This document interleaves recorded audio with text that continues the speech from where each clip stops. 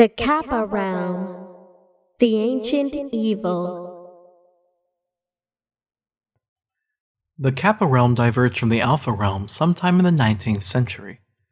In 1882, the Apothicons invaded the KAPPA realm in an effort to consume it like they had done to many other realms. They began their invasion by raining from the sky over the New England area in the United States. The ancient evil orchestrated this invasion to be more tactical and successful, so the stuff falling from the sky was interpreted as a meteor shower by the human population. Fungus-like apothicons began to inhabit the dark and moist corners within urban areas. The people there began to get sick and delirious. Many keepers gathered to fight the ancient evil and the apothicons, and they managed to fend off the apothicons for now. Even with the billions of realms, the summoning key, the artifact originally used by the first one to create life, remained unique. The keepers tried to protect it, but the apothicons corrupted it, marking their runes upon it. The apothicons called it the Estoth Arbzarok. The keepers sealed it away and hid it in the South Pacific of the KAPPA realm. This invasion was a failure for the apothicons. In the 1900s, there was a kid named Billy Handsome who lived with his parents in the Lower East Side of New York City, New York, United States.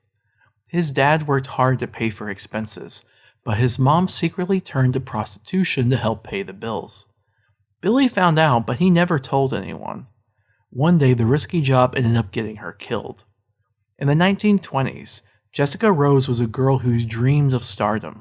When she was young, she hunted deer with her father, until one day, when she was older, she introduced her boyfriend to her father, who replied with a shotgun.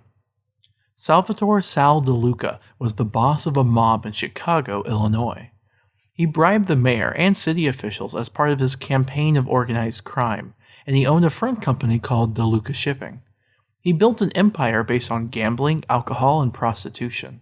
He was ruthless, even going as far as killing his own girlfriend, believing she deserved it. In 1922, Sal's mob and rival gangs of Chicago became embroiled in the Turf Wars. Billy Handsome, now a grown man, moved to Chicago to try to make a successful living, but he still kept in touch with his dad. He struggled to find a living in the city until he became successful as a hitman for Sal's mob. He wrote letters to his dad, but he left out that his success was due to being a hitman. Albert the Weasel Arlington lived in the Dust Bowl Circus for a few months before moving to Chicago and starting a business, Al's Barbershop. However, he became well known as a con man for making shady deals. He was also an aspiring comic book artist on the side. Michael Finn O'Leary fell in love with a chorus girl he met in Boston, Massachusetts, named Angelina Angela Bow, and married her. They became wealthy through Finn's clever, illicit gambling exploits, and they moved to Chicago to start the business O'Leary's B&L. Floyd Campbell spent his whole adult life training to be a professional boxer. However, when it came to actually fighting in the ring, he lost repeatedly to boxers younger and newer than him. His losses only drove him to train even harder, but he soon found himself without anyone willing to fight him. Nero Blackstone was a stage magician, the youngest of a powerful and wealthy family. His performances in Chicago made him famous, and the adoration of his fans strengthened Nero's arrogance. On February 14, 1929, gang rivalry in Chicago peaked between Sal's mob and the North Side Gang, resulting in the St. Valentine's Day Massacre, where members of Sal's mob dressed as police and executed members of the North Side Gang. The local government began to take organized crime seriously, and the police became less likely to accept bribes, making it difficult for Sal to continue his operation. Albert was hospitalized due to some injuries he got. While in the hospital, he had more time to devote to his comic books. He made one called Icarus from Mars, and he sent it to the editor in high hopes. The editor vehemently rejected his proposed comic book, which hurt Albert greatly. So Albert returned to his cons when he healed. Finn gained fame when he was able to score a con on the great con man, the Weasel. Angela became a famous actress, but hard times fell upon Finn and her that made it difficult to pay expenses. Tension built between them. Angela decided they should leave Chicago, but Finn refused. She then decided to divorce him and leave Chicago without him. Finn refused to let her go, so she told the police about his crimes, breaking his trust and his heart. Finn was locked up in prison. Sal ended up getting caught by the authorities as well, and so did Billy and Albert. While they were locked up, Sal's mob deteriorated into chaos. Afterwards, the local government of Chicago tried to separate the city's reputation from gang violence. It didn't work, and the city was renamed Morgue City. By the 1930s, Alcatraz Prison, Alcatraz Island, San Francisco, California, was operational. Alcatraz held the worst-behaved prisoners in the country, including the mobsters Sal, Billy, Finn, and Albert. The warden of Alcatraz was a Satanist, and he worshipped the incarnation of evil. The warden imported a small amount of element 115 from New England to be used to manufacture a beverage to be sold. It was a Coca-Cola, and the beverage was named Electric Cherry. The ancient evil wrenched other Coca-Cola from other realms into Alcatraz, and the warden made use of them. Even the small amount of element 115 that the warden imported began to reanimate corpses when the prisoners in Alcatraz died, and so the warden locked them up away from the prisoners and warned them not to get too near the zombies. Their eyes glowed red due to the influence that the ancient evil had bestowed upon this realm. Most of the prisoners suffered various fates of torture, death, and ritual sacrifices throughout Alcatraz unless they behaved. The warden also collected Civil War weaponry, and he made a heavily modified creation from such weaponry that even came with a kit that would infuse acid with element 115 into it. The mobsters decided they were going to get out of Alcatraz. Knowing what happened to anyone that misbehaved, they showed their very best behavior, making the staff of Alcatraz grow fond of them. Sal chatted with the guards about their personal lives. Finn looked in the newspapers and advised the guards on gambling bets. Albert was usually well-mannered, except for the occasional fake doctor visit. Billy, not being able to prevent himself from saying violent remarks, agreed with the staff he would not speak unless asked to do so. One time they asked him to explain what he knew of his inmates, so he told him how they got there. They say a man is known by the company he keeps. I guess that's why they call me a mobster. I wanted bosses like Sal DeLuca to know my name. He built an entire empire on gambling, prostitution, and booze, right under the noses of the cops. Sal rarely got his hands dirty. That was my job. Ice him, burn him, so long as it made the headlines. And then there were the money handlers, like Al Arlington. If you can get past the greasy smile and the feeling that you were being conned out of your very soul, Arlington was your man. Finn O'Leary, he was the only guy I knew who could cheat a cheater and get away with it. Had a pretty starlet for a wife, too. Too bad she sold him up the river. That's how we ended up here. Alcatraz. They used to call it Evil Island. And we were about to find out why. Albert told Sal, Billy, and Finn about a plan he had to escape Alcatraz, where they would craft a plane and fly off the island. Billy had his crew stash the parts of the planned plane around Alcatraz. After preparing for an unknown length of time, they enacted the plan on December 31st, 1933. However, the plan was not successful. The tension created bickering within the group. Sal, Billy, and Finn blamed Albert for their failure, so they lured Albert to the roof and killed him with shivs. When they were caught, Sal, Billy, and Finn were sentenced to the electric chair. They were executed on January 19, 1934. Stanley Ferguson was a security guard who saw the whole thing happen, and he had a child named Tommy Ferguson.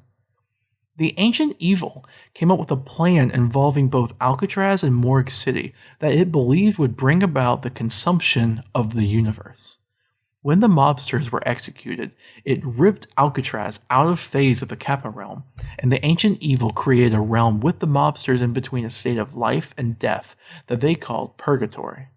It spent an immeasurable amount of time torturing them in Purgatory, making them relive the same night repeatedly, making both them and the realm temporally unstable, presumably to ease the assimilation process of this realm and others.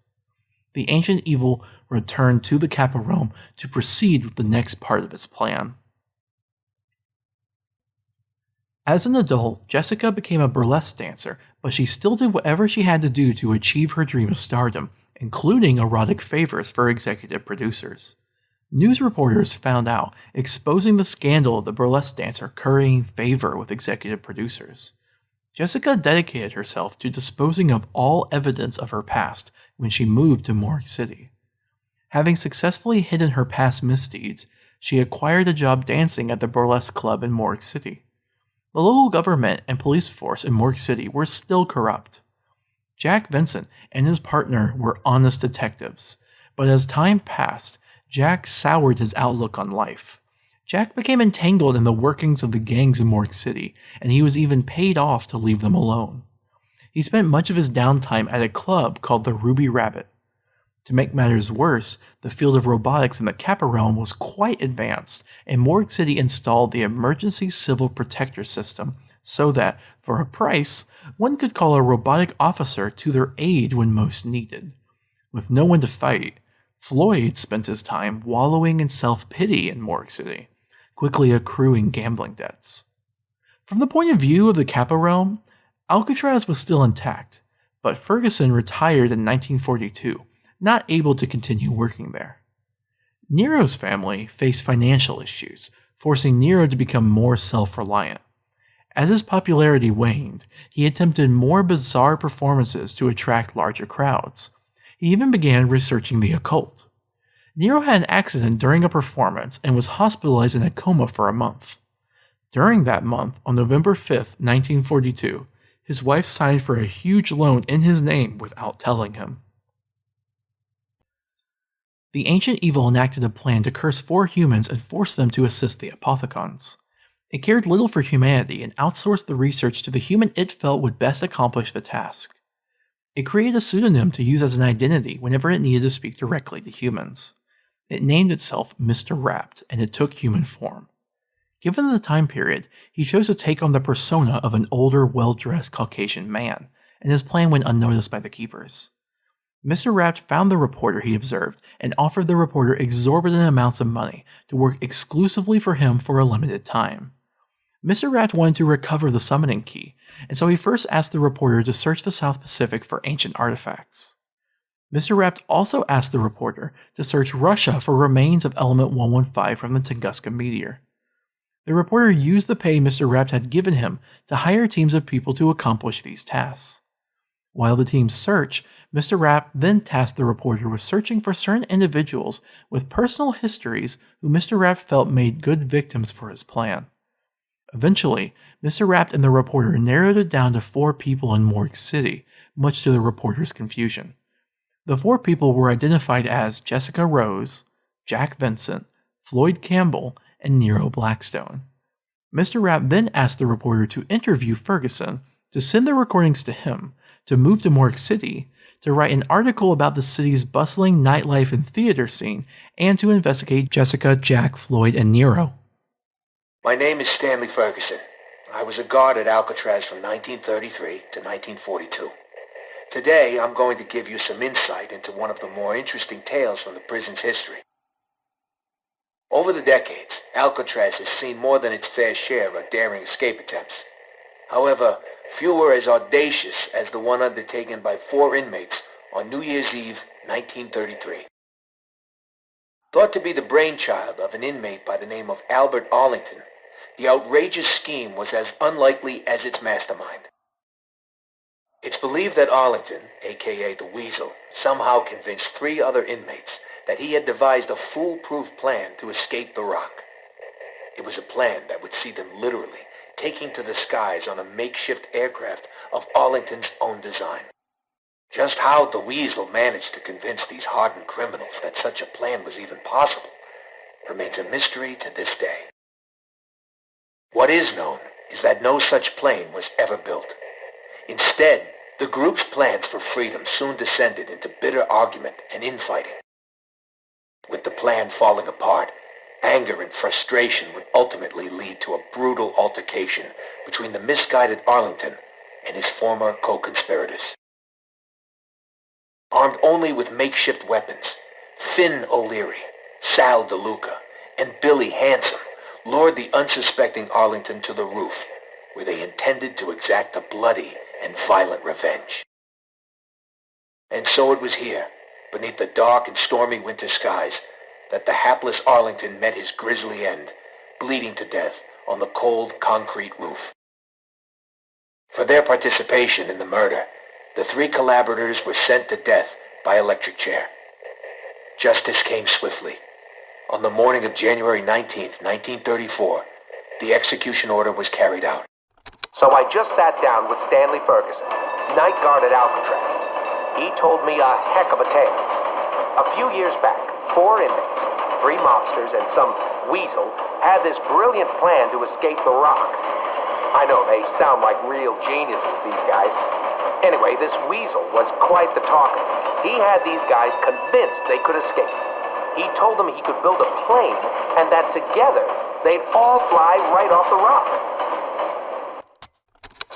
Now, the weasel had plans and drawings and everything. I saw them.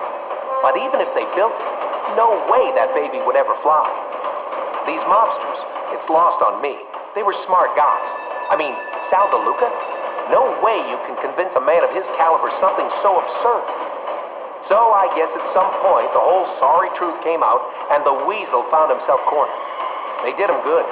Left him bleeding to death on the cold stone roof. They all got the chair for it, and that was that. Sad to think that 3 guys like that could find themselves swinging, all because they bought into the lies of a delusional con man.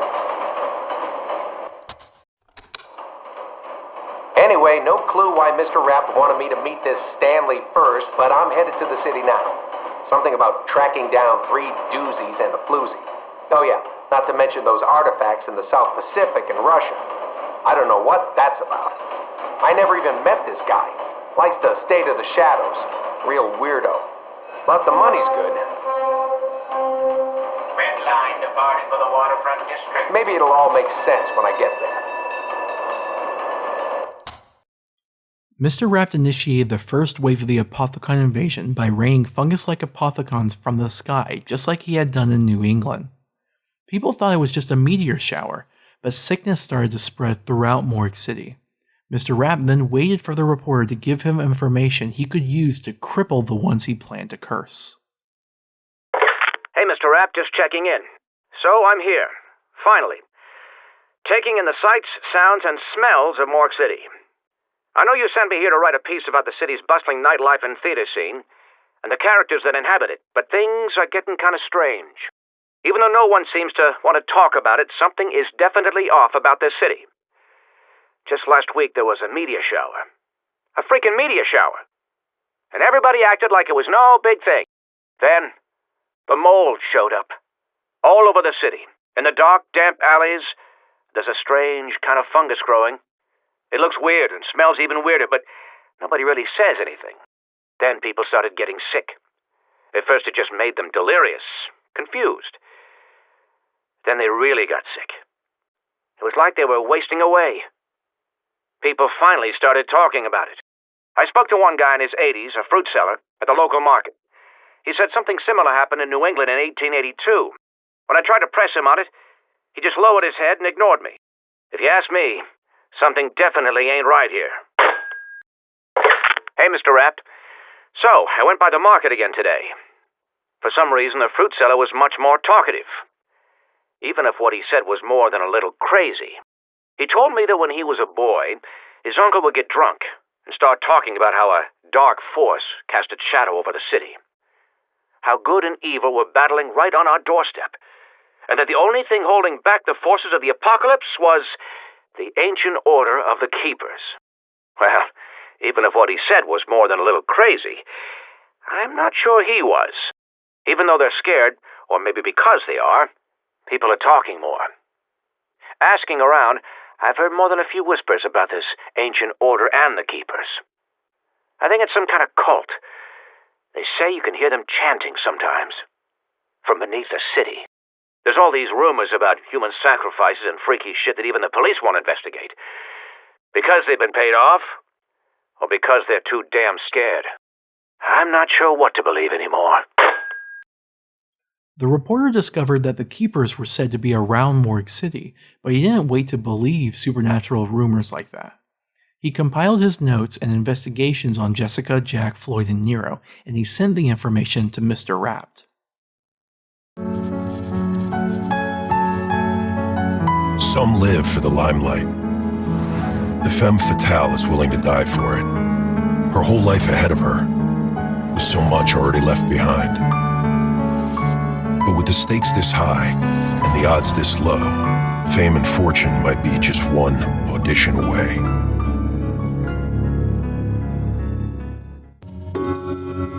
Absolute power corrupts absolutely. The hopeful and the stupid pretend that's not the case. The detective isn't stupid, and he's even less hopeful. The years of dealing with the dregs of humanity have hardened his heart and borne fruit to the seeds of corruption. The detective's shadow tarnishes the badge he's sworn to uphold, but the true darkness is still to come.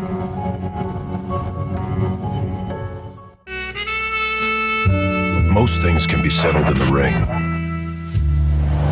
Bets, grudges, debts. The boxer knows the cost of paying them all.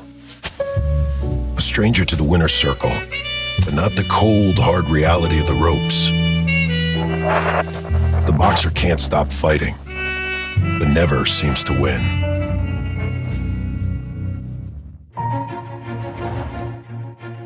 Born into wealth, power, and the trappings of unearned privilege, the magician is arrogance incarnate. His appreciation for his own meager abilities knows no bounds. Fortified by the adoration of lackeys and sycophants, ego bloated by servile fawning, the magician knows it's easier to believe in magic when you're in desperate need of a miracle. Hey, Mr. Rapt. So I tracked down all the people you asked me to look into. I sent you a telegram with all their details, all their contact numbers. But I gotta be honest, I'm getting nervous. These last 6 months you've had me working like a low-rent private dick, when really I just want to be a reporter. It's not that I'm ungrateful. I know the checks you've given me have been more than generous for services rendered. It's just all this stuff you've had me do. Tracking down ancient artifacts in the South Pacific, finding all these strange metals and rocks in Russia. And still, I haven't even met you face to face. I'm sorry, Mr. Rapt. I think maybe the mood in the city is getting to me a little. Making me nervous. Antsy. Anyway, I'm looking forward to you finally getting here. The reporter's team in the South Pacific found the artifact that Mr. Rapt desired, but it was sealed in a crate. They shipped it to the reporter in Morgue City. Now that he had the information he needed, Mr. Rapt began incriminating the humans to end up being cursed. By this time, Jessica was working with her producer to try to achieve her dream of being a star. However, she was secretly worried about a photographer that had managed to acquire photos of her from her scandalous past. As you know, I'm looking to cast the female lead in my new picture. And I heard that you have quite the roster of up-and-coming talent in this town. Can you maybe tell me a little more about what kind of woman you're looking for? I'm looking for an all-American girl, a real beauty. I heard you may know an aspiring actress by the name of Jessica Rose. The burlesque dancer? She ain't exactly peaches and cream. More sugar and spice. I heard she's a real firecracker, if you know what I mean. I'd like to meet her. Give her a screen test. Leave it with me. I'll get back to you. Mr. Rapt approached Jessica's producer, pretending to offer a lead role in a movie, an offer he knew she couldn't refuse. Meanwhile, the new mayor of Morgue City began a campaign to reduce crime and corruption within the local government and police department, which made Jack uneasy. Please understand that you yourself are not under any suspicion at this time. This is merely an informal interview. Yeah, I know. Can we just cut to the chase? The chase? Excellent metaphor. Or is it an allegory? I can never remember the difference. You want to know about my partner, Jack Vincent. You're a good detective. So what do you want to know? That he's a loudmouth, show-off, more than a little rough around the edges? That he's a drinker, smoker? How about the fact that he's got a wife that scares him more than any fucking criminal out there? What do you want me to tell you? Is Jack Vincent on the take? Listen, The more I talk to you, the more I'll get a reputation around the precinct. Can we maybe do this elsewhere? Mr. Rapt approached Jack's partner, pretending to investigate corruption of the detectives. Meanwhile, Floyd was trying to get back into boxing. While he still had self-doubt, his promoter believed in him. Floyd's promoter set up a match between Floyd and the #1 contender, Tony King. Putting aside your enormous self-interests as a promoter, what would you like to say to boxing fans everywhere about the upcoming fight? Particularly with regard to this last-minute substitution. Floyd Campbell? I'd like to say that Floyd Campbell is a credible opponent, despite how the bookies may see it. What about the fact that fans would much rather see the #1 contender facing off with the champion, your champion, as opposed to this little herd of journeyman fighter? Look, there's no doubt that Floyd Campbell is the underdog. Nevertheless... Are you using Campbell to keep your big money maker away from opponents who could be just a little too dangerous? The champ doesn't avoid anyone. But nothing. This interview is over. No further questions. Mr. Rapt approached Floyd's promoter, pretending to accuse the promoter of rigging the boxing fights to his own benefit, threatening that Floyd was unqualified for the fight. Meanwhile, Nero struggled financially. He learned that his wife, who was also his assistant, had apparently taken out loans in Nero's name worth a considerable amount of money, enough to indebt and ruin him. As you can see, these documents give some indication as to the considerable amounts of money we are talking about. My client would never have signed the authorization on these loans. Nonetheless, there it is, in black and white, signed by the Mrs. herself. Nero's family estate is not what it once was. Even if these documents are genuine, we'll need some time to get our affairs in order. I would advise your client that our company intends to aggressively pursue settlement within 1 week. 15 days at the most. Look, I need to make a call. My secretary will see you out. Mr. Rapt approached Nero's lawyer, pretending to aggressively pursue payment on the loans, something Nero could not do. The summoning key in the magically sealed crate arrived in Morgue City, and the reporter told Mr. Rapt.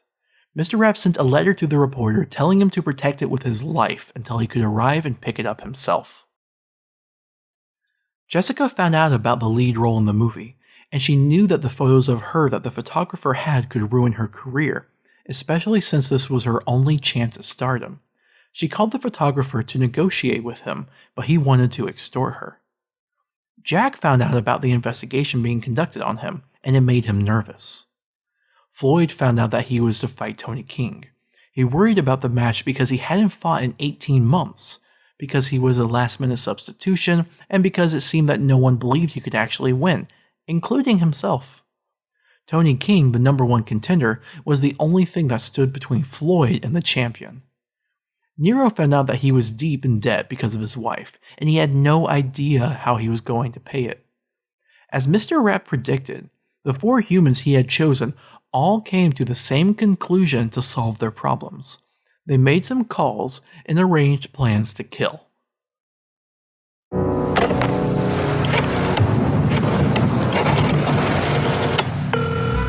Hey, you. I know I yelled at you real bad. I know I said some things I shouldn't have said. But I was just angry. Upset. You know how close I am to this movie deal. I mean, they know about my dancing, but those pictures... You don't want to mess up my chance for stardom. Do you, baby? What do you say? You bring over those prints and we can... make up. Hey, we got a problem. A big problem. The mayor's trying to make a name for himself, sticking his nose where it don't belong. He's looking into allegations of police bribery. What do you say we get together at the usual joint? Talk things through. Figure out a way to put this to bed before it gets out of hand. Trust me, have I ever steered you wrong before? I ain't fought in 18 months. I'm stepping at the last minute. I only got 2 weeks to train. But the outcome ain't in any doubt. See, I ain't leaving nothing to chance. He may be the #1 contender, but his career ends tonight. You just make sure the ref knows to look the other way. because this ain't gonna be pretty. But once it's done, once you collect your debts and your bets, I get my shot at the title. I do understand the seriousness of the situation. Why else would I be talking to my lawyer? But just to be clear, can you please tell me precisely how much debt my wife has accumulated? Do you happen to know if our life insurance policies are fully paid up? No, I can assure you, I'd never, ever think of taking such a course of action. No, I just want to make sure that our affairs are, in order. To destroy the scandalous photos of her, Jessica called the photographer and arranged a meeting where she killed him. To eliminate his ties with the gangs, Jack called his contact with them and arranged a meeting where he killed him. To ensure he won the match, Floyd called a bookie and rigged his match with Tony King, and Floyd killed him. To collect insurance money to cover the debt she had incurred, Nero called his lawyer asking about the insurance, and then he killed his wife during practice. That night, Jessica headed towards the burlesque, where she was scheduled to dance. Jack, Floyd, and Nero also went to the burlesque that night as they tried to drink to forget. After they all left for the burlesque, they each received phone calls that showed that their murders might not have been wise. Hey, Jessica. A movie director came by to talk to me today, said he wanted to meet you. I gotta be honest, I didn't get a good feeling from him. I told him where to go. Well, not in so many words. Listen, I'm glad you didn't sign that studio contract. Truth is, I'm not even much of a producer. I'm more of a talent wrangler. Here's the thing. My partner's written a musical that just got financing. I know that you're going to be perfect for the lead. This time next year, you're going to be on Broadway, baby! Hey, Jackie, it's me. Some suit from Internal Affairs came by today, asking a whole bunch of questions. I didn't say shit, because I don't know shit. As far as I can tell, you're in the clear. I trust you, Jackie. You're my best friend. You're like a brother. I just wanted you to know that I got your back. Always. Hey, Floyd, you did good. You kept your word, delivered the knockout. I just wanted to tell you not to worry about any fucking journalists or commission investigations. That shit is done. Anyways, besides setting your mind at rest, I wanted to give you the good news. It's all set. You got it, Floyd. You got your title shot. January 15th. Nero, I have the most wonderful news. The loan documents were fraudulent. Well, your wife was fraudulent. She forged your signature on the loan agreements, and we can prove it. The date on the forms says November 5th last year. Exactly the same time that you were in the hospital following your performance of The Amphibious Man. You couldn't possibly assign those papers. You were in a coma for the entire month.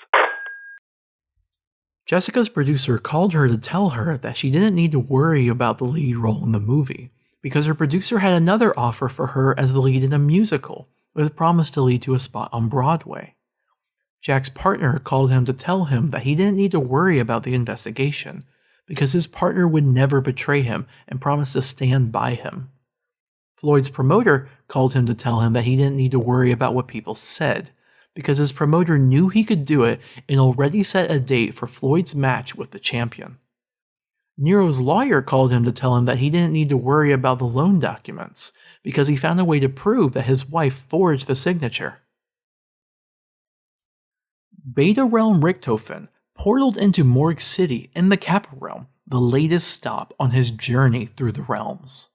He found out about the delivery of the magically sealed crate, and he made the reporter a generous offer of some sort for it. They agreed upon a location, and the reporter went to retrieve it. The reporter arrived first in his pickup truck with the crate in the back, but he had just received the letter from Mr. Rapp telling him to keep it. The reporter seemed to have made some kind of realization in what was involved, and he acted in a way that Richtofen thought was mentally unstable. Richtofen claimed that he needed the artifact and approached anyway. The reporter attacked Richtofen to stop him, and Richtofen stabbed the reporter in the chest in self-defense. Richtofen then attempted to break the seal on the crate. I have been watching. I have seen each and every one of your misdeeds. I know who you are. But questions remain. Why do you do the things you do? Do you not see the futility of your tiny, insignificant existence? You are but fragments of a bigger universe. Your sins serve only as an invitation to an evil beyond your imagination. I'll lead the way. I will show you the path. Only through me, the Shadow Man, will you find your redemption. Mr. Rapp changed his alias to the Shadow Man, and he revealed himself to those in the burlesque as he gassed it, knocking them unconscious. As they slept, he put the apothecon mark of the beast on them, cursing them for their actions. The Shadow Man wrenched Morgue City from the Kappa realm, separating it into its own small realm, the Lambda realm. He used the element 115 he had acquired to start a zombie outbreak in Morgue City, and apothecons began to enter the Lambda realm to consume it. The magically sealed summoning key went along to the Lambda realm as well, leaving before Richtofen was able to open the crate. Richtofen missed his opportunity, so he abandoned the Kappa realm to find the summoning key. Purgatory. Mob of the Dead. Purgatory was the realm created by the ancient evil before it became known as the Shadow Man. It aimed to terrorize the mobsters, using the Satanism that could be found throughout Alcatraz, thanks to the Warden. It was always New Year's Eve, 1933, right before the mobsters enacted their plan, but Ferguson was present in Purgatory as well, although none of them understood their situation.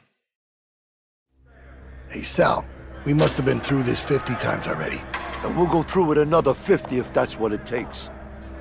9:30, lights out. God begins his rounds. How we doing tonight, Ferguson? Family good?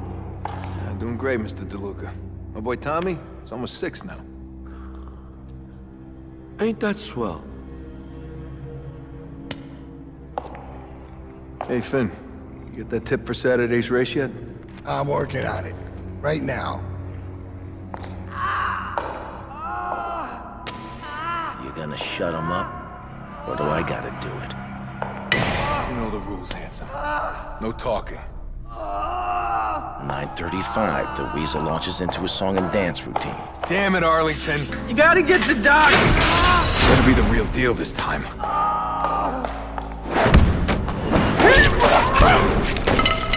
Once the Weasel gets the keys, we move on to stage 2. Let's get moving. Here you go, fellas. Courtesy of the Warden's private collection. Boys in the laundry stashed the parts? Of course they fucking did. What the fuck? I killed him.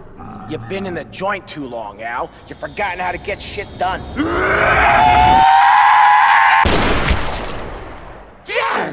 What the fuck?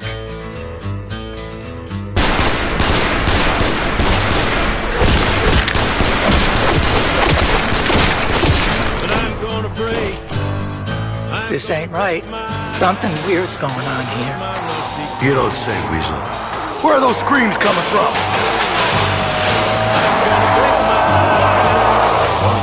Oh, shit.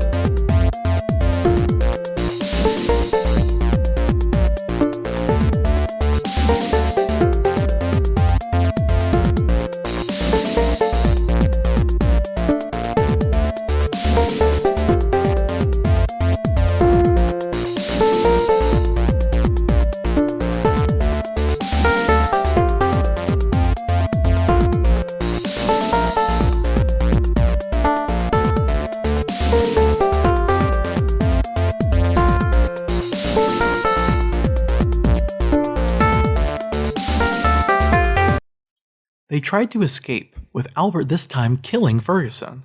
However, Ferguson reanimated as a zombie. After killing him, they found that most of the residents of Alcatraz were zombies. The mobsters then fought off more zombies in this battle of Mob of the Dead, until they died. The ancient evil had them in a time loop, constantly fighting zombies. When they died, it brought them back, and that happened a great many times.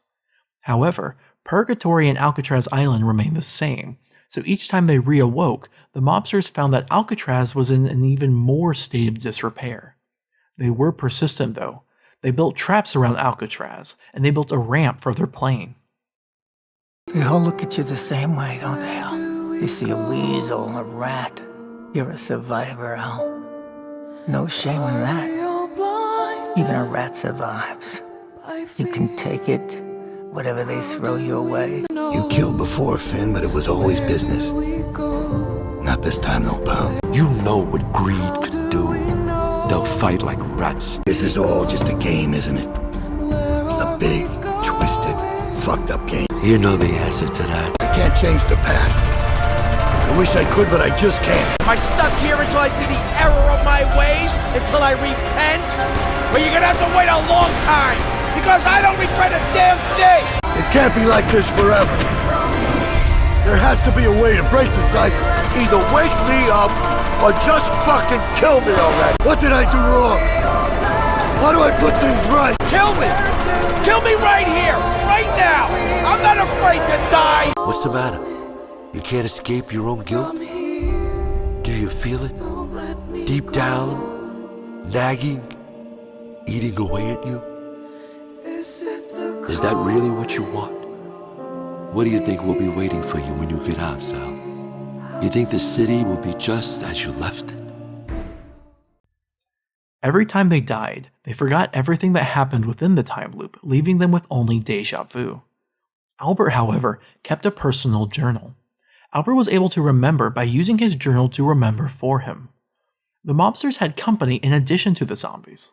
The ancient evil recruited an apothecon that bore the resemblance of the beast known as Kerberos to torment the mobsters. However, it could not enter the realm completely, so it just instead stuck each of its 3 heads through a portal. It just wanted to eat fresh zombie corpses. Also, Ferguson was stuck in the time loop as well, but as a zombie now, and the ancient evil gave him extra power to make him much more powerful than the other zombies. In his powerful form, he was given the name Brutus.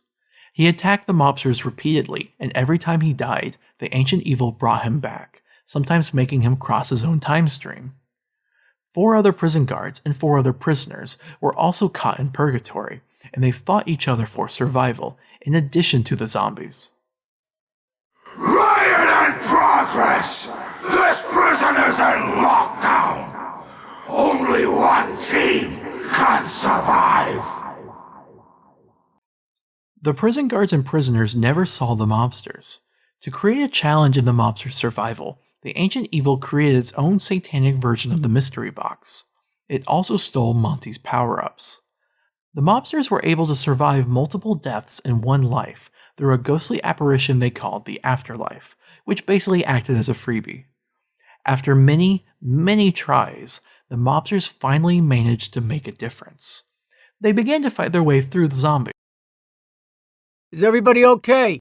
How the fuck can we be okay? We were all just looking down like fucking ghosts!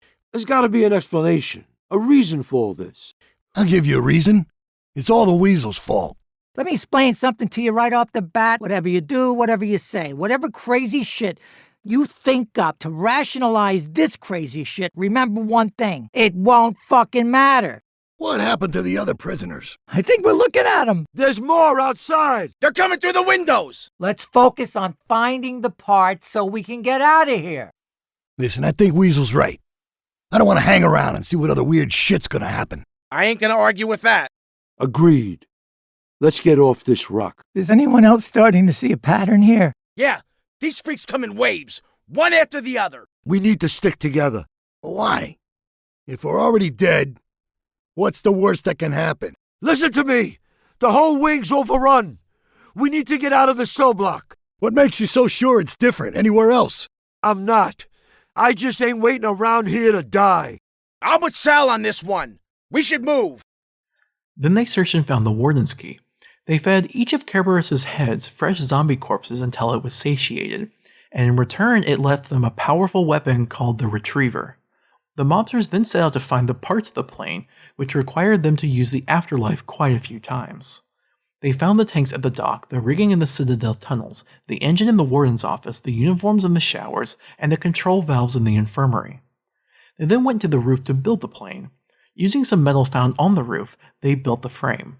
They put the uniforms on top of it as cloth to hold the structure together over the rigging. The engine and control valves were put in place to fly the thing.